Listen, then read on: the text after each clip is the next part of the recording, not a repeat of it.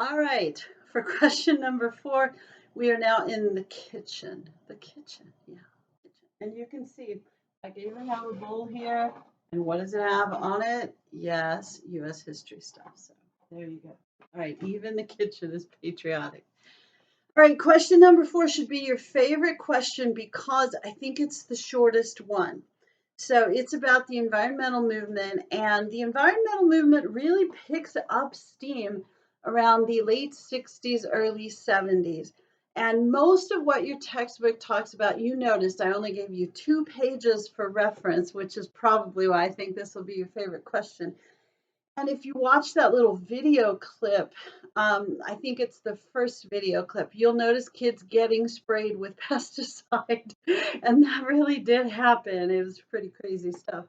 And they also sprayed farm workers with pesticides. And these are bad things. So we're going to decide they're bad things and we're going to stop them because they're dangerous. So most of what the book talks about is Rachel Carson. She wrote a book called Silent Spring, and it called attention to the dangers of spraying DDT, which was pretty commonly just sprayed in the streets to get rid of mosquitoes. Now, mosquitoes are bad. We know we know that in Texas because they never go away. They even stay for the winter.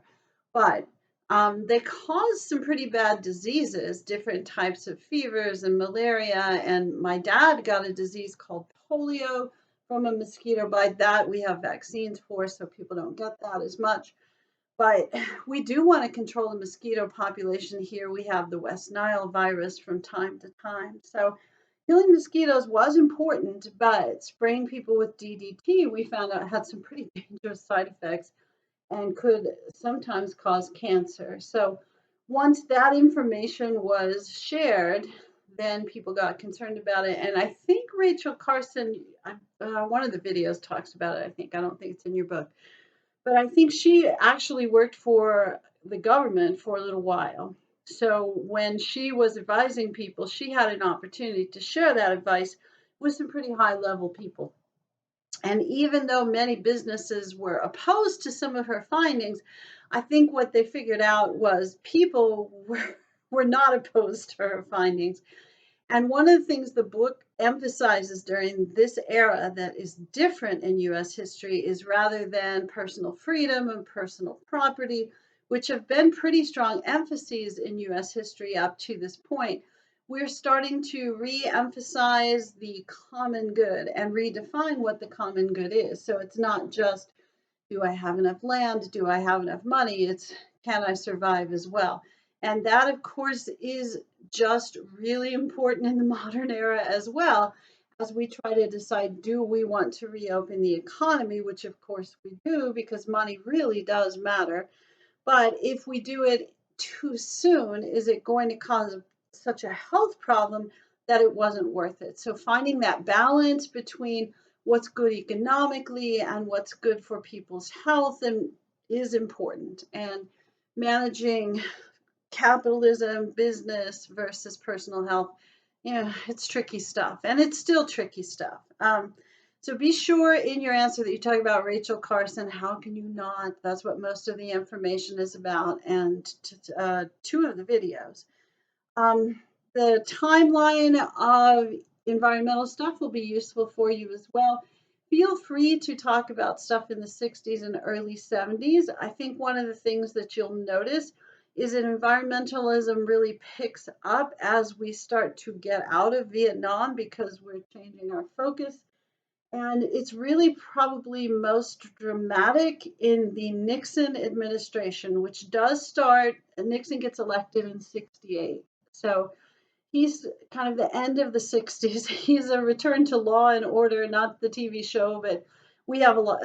68, you'll notice that in the textbook, is a really rough year. I always tell students the only thing good that happened in 68 is my brother Jeff was born. He's really cool. But most of the rest of 68 was pretty bad. You'll notice that Martin Luther King Jr. gets shot, that Robert Kennedy gets shot.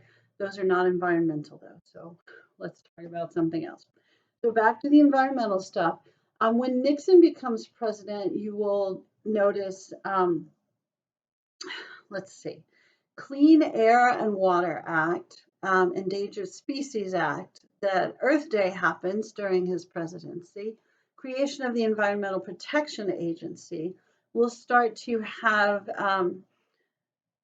oh gosh, mileage standards for cars. Before that, we really didn't care how many miles to the gallon or gallons to the mile that we got. But there are financial reasons for that. We'll talk about that more in the next chapter. You will also notice, not related to Nixon, that the Sierra Club, which had been around for almost 100 years, I think it had been at least 100 years. Oh, your book says. The membership more than triples during that time period because people really start to be concerned about the environment. And as we go through the 1970s and start to pay more attention to the environment, we also find out that during the nuclear weapons program, that we were dumping lots of nuclear waste in just landfills. And that's going to be problematic. We do a lot of that in the desert in the West, but we do some of that in places like Pennsylvania as well.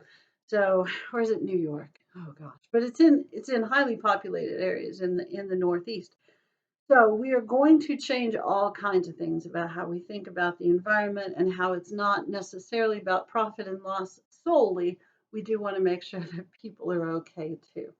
Also, there's a fellow named Ralph Nader, who, if you were as old as me, you would know runs for president about 100 times.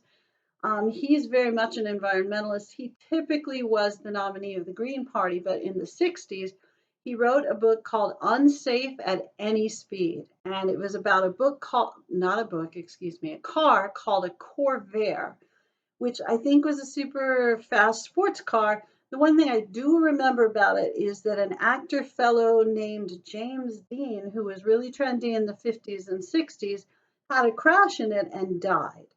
So part of what Ralph Nader is writing about is how car companies need to adopt safety standards. So you'll start to see that happening in the 60s and in more ways in the 70s. And eventually we'll get to the point where they add things like seat belts. And then, of course, in the modern era, airbags and things like that. So pay attention to Rachel Carson, Silent Spring, Ralph Nader, Unsafe at Any Speed, environmental laws, protections related to automobiles, Sierra Club, also Clean Air and Water Act, the Endangered Species Act, Earth Day, creation of the Environmental Protection Agency. The book will be pretty specific about this. And the videos, I think, will be pretty memorable for you, especially the one where they spray everybody down with the DDT, and use the timeline if you like. I understand that this answer is going to be probably a little shorter. So as you talk about this, don't forget to, in addition to mentioning all the specific things that happen, answer that end part of the question where it talks about, do you think that the environmental movement achieved any of the desired outcomes? Now, some of them will be really obvious, like it's really clear that we banned DDT, and it's clear that we added safety standards to cars. But did we legitimately clean up the environment? Is the place safer? And these are questions that are worth discussing. So discuss. All right.